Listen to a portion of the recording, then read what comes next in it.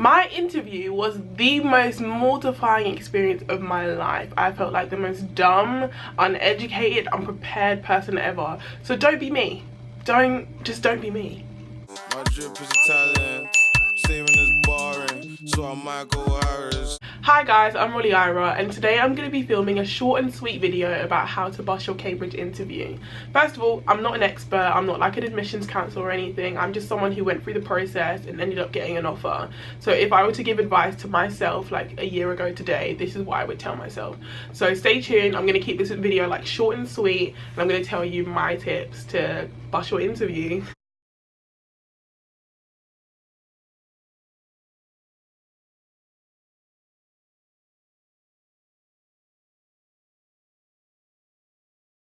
So just a bit of background about me. I got an offer to study human, social and political sciences at Magdalen College, Cambridge. So if you're going for like medicine or something, maybe my advice may not pertain to you 100%, but I think it's general enough to be like relevant in some ways. So definitely pay attention. Okay, you're gonna hate me, but my first piece of advice is be yourself. I feel like be yourself is the most like overplayed, overused piece of advice anyone has ever given. Like, it's a huge cliche, but in this instance I really do think it rings true. I'm saying this from a place of experience. So in my interview, right, let me just give you a general piece of background. So for my interview for HSPS, I had 3 stages. First, I read an article. It was about climate change. Then I wrote an essay about that article. Second was my interview where they asked me about the article as well as my personal statement. And my third was where we just spoke about the department and the subject and like world issues and things like that. So my first interview was disgusting. I can't even put into words how much I flopped. I walked out of the interview like, well, that's it then. Thank you for accommodating me. Thank you for letting me sleep over Cambridge, but I'm not going to be here next year because I will not get an offer. Thank you anyway. Goodbye.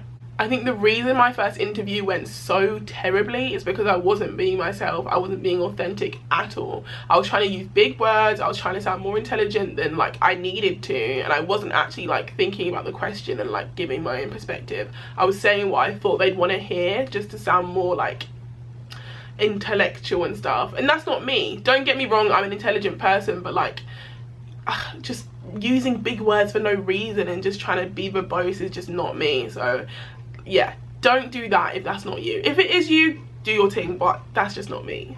I think one thing that spooked me when I arrived, I just saw a lot of like upper middle class white people that had clearly come from private school, and like even when we were having conversations they just spoke in like the Times headlines, and it was just like, oh my gosh, I'm so ill-equipped to be here. So I tried to take on that persona and like act as if I'd come straight out of like Eton or something. I don't know, isn't Eton a boys' school? I don't know, Eton or something, and like that is just not who I am. So like even little things like just not smiling and just like trying to use big words, like that is just not me. Like if I have a point of view, I'll just say it. There's no need to try and dress it up or be verbose about it.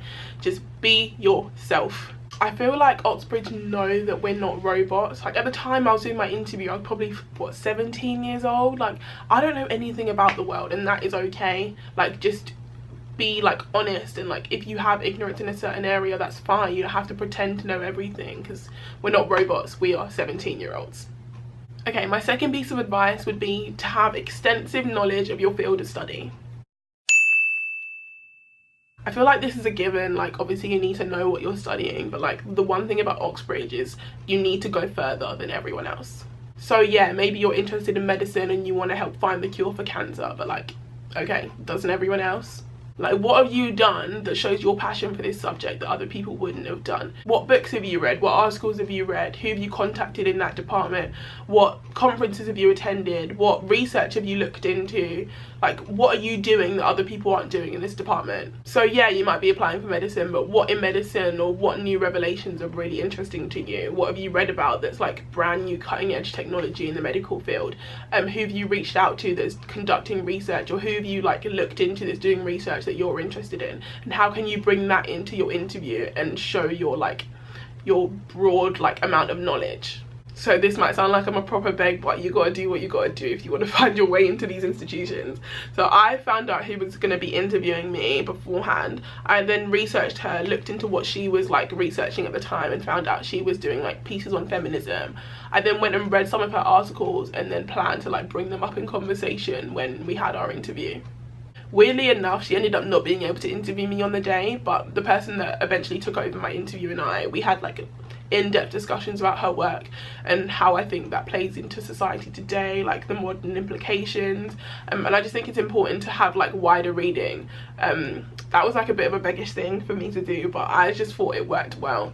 Not only that, but I also brought up things that I'd read in my personal statement and how they had impact on today's society.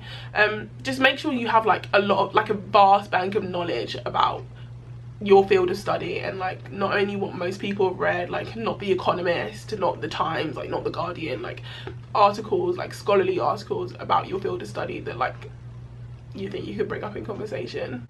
Number 3 is think aloud. For some reason, I don't know what it is, but it works. It works. I don't know why, but it works. I got told this in like a mock interview at my school, that like interviewers just like to hear your like train of thought and how you come to your conclusion. Like they don't want you to just get from question to answer, they want to hear how you got to that answer, and it 100% works. My first interview, I was so tense and nervous and trying to like come up with what they wanted to hear that I just gave like random answers based on what I thought sounded right. Then going into my second interview, I thought, let me just slow down, let me not focus so hard on coming to the correct answer, but actually come up with like developed patterns of thought and like be intelligent in what I'm saying. And in that, I thought aloud as well at the same time. I got asked a question along the lines of, how much of a role does the government play in ensuring parity between genders? I spoke about like ensuring equality of opportunity between women and men, ensuring there's representation of women, and then he challenged me about like how much can the government really control our lives, like how much can they force women to be representatives. And then like when he said that, I was like, oh no, he's like poking holes in my theory. But I feel like the reason they do that is to push you even further, to see if you can challenge yourself and not see it as a contradiction of your initial point, but see it as a way to extend your initial point and to like have further critical thinking. So I literally thought aloud. I said something like, I think that's true. Like at the end of the day, if you force people to advocate for representatives of the opposite gender, maybe that's just like a form of communism. It's kind of contradicting the idea of democracy. On the other hand, I think it's important to have representatives to, and then yeah, blah blah blah blah. So I literally, and I made that face on purpose, like I'm really thinking right now. Don't do that, you'll look stupid. But I was like, yeah, I think you're right, but at the end of the day, this is this. On the other hand, blah blah blah blah. And I think it's important to be able to poke holes in your own theory to show that you're a critical thinker. Like he challenged me, but I didn't see that as a way of like me being attacked. I saw that as him wanting to extend my thinking and not just have like a one-sided view on something. Okay, first of all, be yourself. Don't try and be a well-rehearsed robot. Don't try and be someone you're not. Don't try and act like you come from a private school if you haven't, like me. I think it's important that you're authentic in your interview, because that will come across. Like, these people know that we're just humans, 17-year-old humans, so there's no need to try and like be someone you're not. Second of all, have extensive knowledge in your field. Make sure you have like 2 books in the back of your head that you can bring up into conversation, or 2 articles you've recently read. Make sure you highlight you're going above and beyond because of your love for that subject. I think that's one thing that's like critical. Oxbridge want to see that you love your subject. Like HSPS is my life, medicine's my life, history's my life.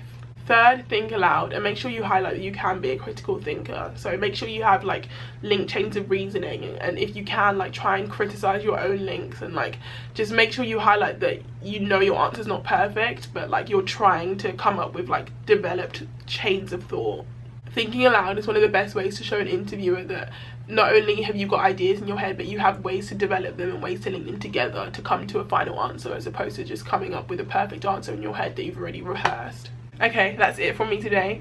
I wanted to keep it short and sweet, so I hope you enjoyed my video and I hope you found my advice useful. If there's anyone you know going through the interview process right now for Oxbridge, make sure you share this video with them. If there's any questions you have, any concerns you have, make sure you DM me on Instagram or Twitter, or leave a comment. Like and subscribe, and hopefully I'll see you soon.